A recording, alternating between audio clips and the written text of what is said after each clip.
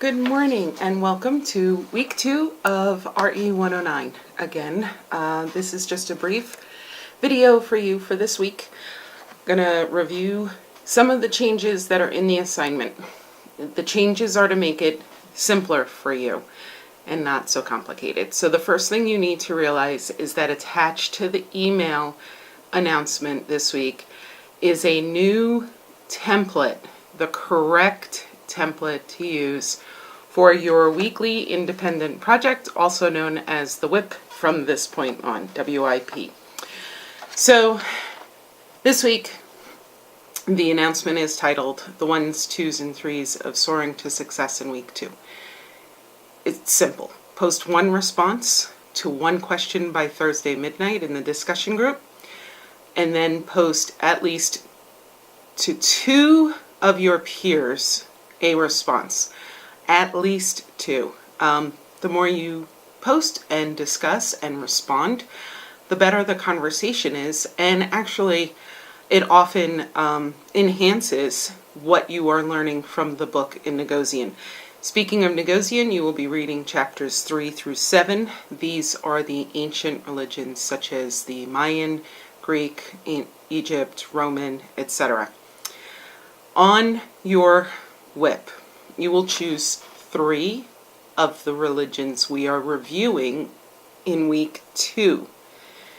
You don't get to choose throughout all the religions we're going to review. You need to review this week's, week 2's religions. You will choose 3 of them. So I've created an FAQ on what to do and how to do your WIP as well. Again, you will do this at the college level. You will use primarily the Negosian textbook. If you have purchased either the Spark chart or the other chart that I spoke of in the first video, you may use the information there. Again, not verbatim. You need to gather that info, re-summarize it in your own words. And please don't forget, I run everyone's discussion threads and paperwork through 4 plagiarism checkers. Run yours through the Grammarly.com plagiarism checker, and you're guaranteed to pick up something if you have not annotated it or cited it properly. If you do use anything outside of Negosian, that goes as a citation under the grid for the WIP. If you haven't, and if you've only used Negosian, you do not, well, rather, don't cite it, because I know where it came from. So that's general knowledge. Also, please make sure that you do not use bullet points. Please make sure that you have covered what the summary section has asked for, and it must be in paragraph form.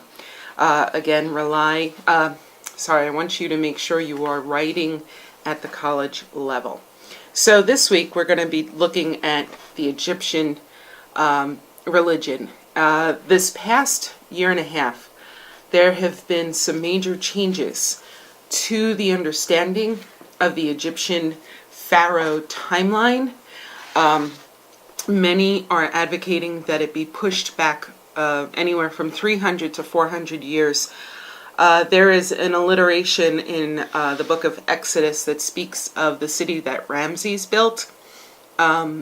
Scientists and literacy experts are recognizing that it is a scribe's change because some of the more ancient texts speak of a different city, but later that city is known as the city of Ramses.